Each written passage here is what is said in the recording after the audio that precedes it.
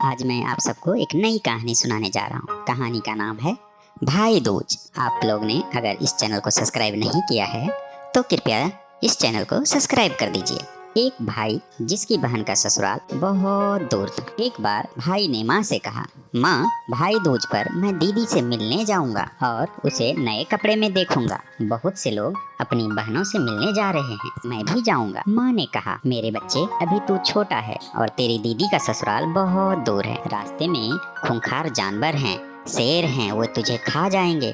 तू कैसे जाएगा? उसने जवाब दिया, नहीं माँ, मैं जाऊंगा।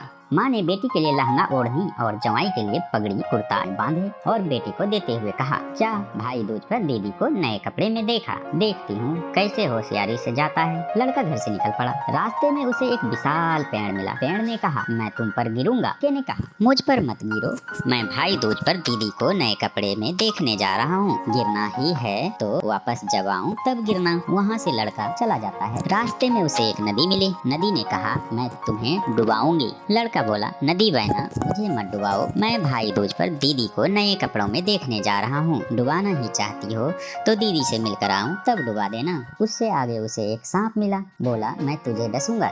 लड़के ने कहा, मुझे मत डसो, मैं भाई दूज पर दीदी को नए कपड़े में देखने जा रहा हूँ। दीदी से मिलकर मैं लौटूंगा, चाहो तब मुझे डस लेना। वहाँ से आगे चला तो उसे एक शेर मिला। भैया, मैं तुम्हें खाना चाहता हूँ। लड़के ने कहा, शेर भाई, मुझे मत खाओ, मैं भाई दूज पर दीदी को नए कपड़े में देखने जा रहा हूँ। खाना चाहो तो वापस आऊँ तब खा लेना। अंततः वह दीदी के ससुराल जा पहुँचा। वह वहाँ पहुँचा तब उसकी दीदी सिलाई कर रही थी। उसकी आंखें मिली पर वह भाई से मिलने के लिए खड़ी नहीं हुई, क्योंकि ऐन वक्त पर धागा टूट गया था। धागा टूट जाने पर मेहमान की आगवानी करने से मेहमान का अमंगल होता है। पर लड़के को यह नहीं पता था। उसने सोचा, मैं इतनी दूर से मिलने आया पर मेरी दीदी ने मुझसे बात तक नहीं की। वह मुड़ा और चल पड़ा। उसकी दीदी ने फटाफट सूत को जोड़ा और बोली, ओ भैया, तुम कहाँ जा रहे हो? तुम्हारे भले के लिए ही मैं नहीं उठी। भाई बहन गले मिले, एक दूसरे की कुशल क्षेम पूछी। फिर बहन भागी भागी पड़ोसन के यहाँ गई। कहा, चाची जी, मेरा भाई मेरे लिए भाई दूज पर कपड़े लाया है। यह पड़ोसन भली थी। कहने लगी, मैं तुम्हें बताती हूँ, गाय के गोबर और पीली माटी से आंगन लीपो, पानी में चावल पकाओ, चावल पक जाए तो उसमें खूब सारा घी और चीनी डालकर भाई को खिलाओ। वह वापस आ गई। आंगन को पीली माटी और गोबर से लीपा, पानी में चावल पकाए और उसमें घी चीनी मिलाकर भाई को परोसे। एक दिन बीता, 2 दिन बीते, 4 दिन बीते तो भाई ने कहा, दीदी, अब मैं जाऊंगा। बहन सोचने लगी, मैं भैया को साकर पारे भेजूंगी। माँ और बापू को शंकर पारे बहुत पसंद है। रास्ते में भूख लगेगी तो भैया भी खा लेगा। मैं उनके साथ कुछ चपातियाँ भी भेज दूंगी। उस दिन वह रात को उठी और गेहूँ पीसने लगी। गेहूँ जब पीसना शुरू किया तो अचानक से लाइट चली गई। अंधेरे में एक काला सांप सीधा गेहूँ पीसने की चक्की में जा गिरा। सांप भी गेहूँ के साथ साथ पीस गया, पर अंधेरे रात के कारण बहन को कुछ पता नहीं चला। उस आटे को उसने शंकर पारे बनाई। सवेरे उसने भाई को विदा कर दिया। उसने शक्कर पारे की पोटली देते हुए कहा, भाई, बड़ी होशियारी से जाना। 2-4 शक्कर पारे उसने अपने बच्चों के लिए रख लिए।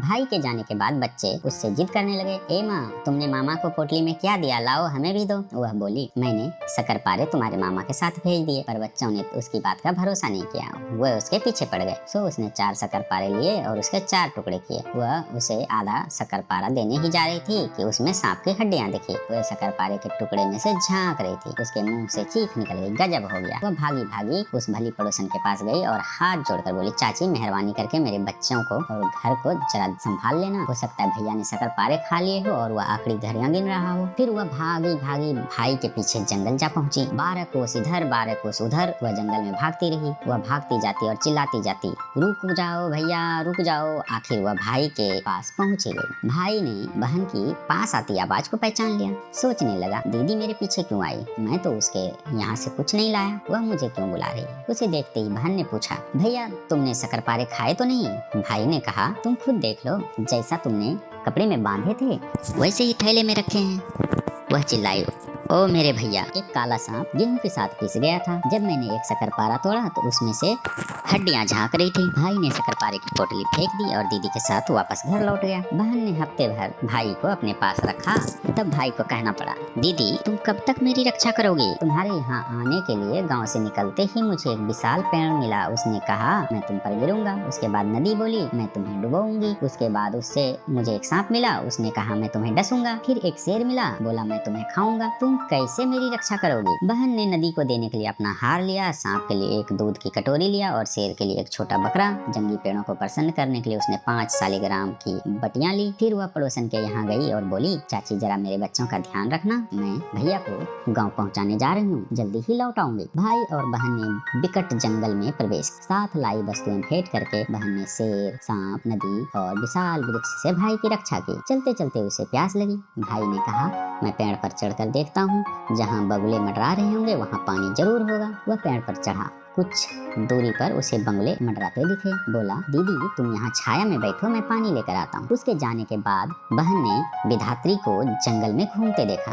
विधात्री होठों ही होठों में बड़बड़ाती जाती थी, इकलौते बेटे को बचाना है, इकलौते बेटे को बचाना है। बहन ने पूछा, अम्मा तुम क्या कर रही हो? विधात्री ने कहा, इकलौते बेटे को बचाना है। बहन ने इसका मतलब यह निकाला, उसके भाई के सर पर मौत मंडरा रही है। मैं क्या करूँ अम्मा? उसने विनती की। विधात्री ने जवाब दिया, होली और दिवाली के बाद भाई दूज पर कथा सुनना और भाई की पूजा करना, पर भाई दूज पर उसे सांप देना, ये सांप तुम्हारे भाई की रक्षा करेंगे। वह उसी समय भाई को सांप देने लगी। मेरे भाई की हड्डियां टूट जाए, वह मर जाए। भाई पानी लेकर आया, तब भी वह चुप नहीं हुई। सुनकर भाई को धक्का लगा, वह सोच में पड़ गया, अब क्या होगा। वे घर पहुँचे तो वहाँ जोर शोर से भाई के विवाह की तैयारियां चल रही थी। बहन ने कहा, तुम इसकी शादी कर रहे हो, मेरी भी करो। सबको अचरज हुआ। भाई ने कहा, दीदी बहुत अच्छी और चतुर है, आप आज जाने इसे क्या हो गया है। शादी से पहले की रस्में चल रही थी, दूल्हा खास पीढ़े पर बैठा था। बहन ने कहा, वह अकेला कैसे बैठा है, मैं भी बैठूंगी। सबको इस बात की हैरानी हुई, पर भाई ने कहा, इसे कुछ मत कहो, इसे भी पीढ़े पर बैठने दो। दूल्हे को हल्दी तेल की उपटन लगाई जाने लगी। बहन चिल्लाई, मेरे भी उपटन लगाओ, मेरे भी उपटन लगाओ। भाई ने कहा, यह पागल हो गई, लगाओ, इसको भी लगाओ। रिश्तेदारों और दोस्तों के यहाँ से बर भोज का न्योता मिलने पर वह कहती है, मैं भी चलूंगी। इस तरह से भाई ने जो किया वह बहन ने भी किया। शादी के दिन दूल्हा घोड़े पर बैठकर रवाना हुआ तो वह भी उस घोड़े पर बैठने की जिद करने लगी। भाई ने कहा, इसे भी मेरे साथ बैठने दो। वधू के द्वार पर लटके तोरण से बर के तलवार टकराने की बेला पर बहन ने कहा, मैं भी करूंगी। और जब दूल्हा दुल्हन के संग देवताओं का पूजन करने बैठा तब भी वह भाई के साथ बैठी। भाई ने कहा, यह पागल हो गई है, जो मैं करूंगा यह भी करेगी। बर वधू के पवित्र अग्नि के फेरे लिए तब भी वह पीछे नहीं रही। दुल्हन को लेकर बारात आई, वह भी साथ आई। रात को दूल्हा दुल्हन सोने के लिए कमरे में जाने लगी तो बहन ने कहा, मैं भी इसके पास सोऊंगी। भाई ने कहा, कोई बात नहीं, इसे सोने दो। सो बीच में पर्दा लगाकर उसी कमरे में उसका भी बिस्तर लगा दिया गया। आधी रात को दुल्हन और दूल्हा नींद में डूब गए तो एक सांप आया और नींद में सोए जोड़े की ओर रेंगते हुए बढ़ने लगा। बहन को नींद कैसे आ सकती थी, वह भाई के दुश्मन का बाट जोह रही थी। सांप को देखते ही वह झपटी, उसके 3 टुकड़े किए और टुकड़ों को एक ढाल के नीचे छुपा दिया। फिर वह आराम से सो गई। सुबह सब जग गए पर वह सोती रही। भाई ने कहा, दीदी सो रही है, मेहमानों को विदा कर दो।